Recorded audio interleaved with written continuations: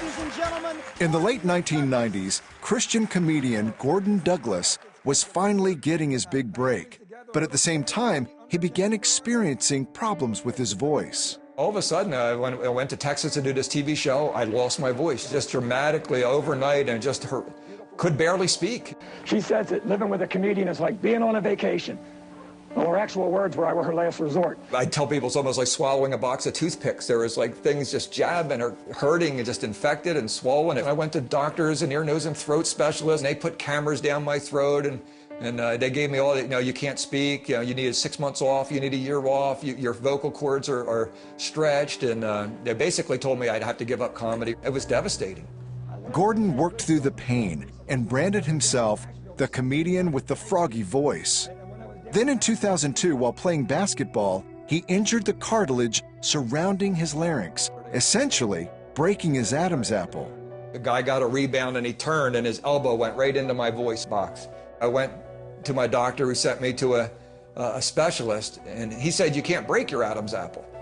And I said, "Well, feel mine." And he put his hand on it and it just crackled like potato chips. 3 or 4 different specialists all said, you'll never speak like that again. Don't expect anything back.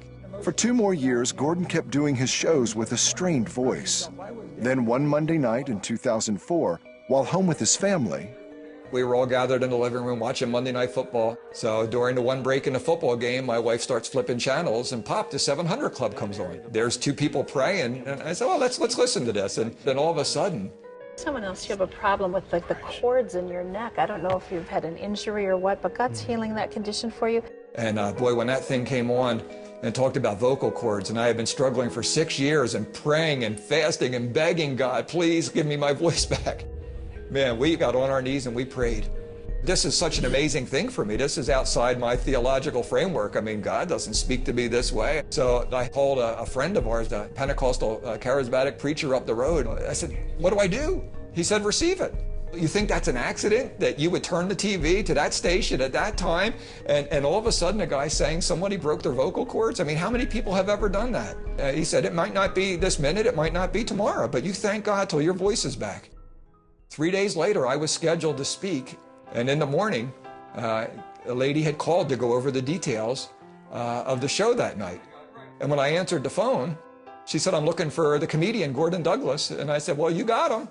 And she said, "No, the funny guy, the guy with the froggy voice." And I said, "Well, you got him. You got him. You got him." My voice was 100% back. I mean, not a trace of an injury, 100% back. And I am shouting and praising and I'm yelling, "I can talk, I can talk, I can talk." It's been over 7 years since Gordon was healed, and his voice has remained 100% restored. God is real, and He is there, and He's so much bigger than what we expect. And He knows right where we are. And He not only does it just for me, His love for me is the same as everybody.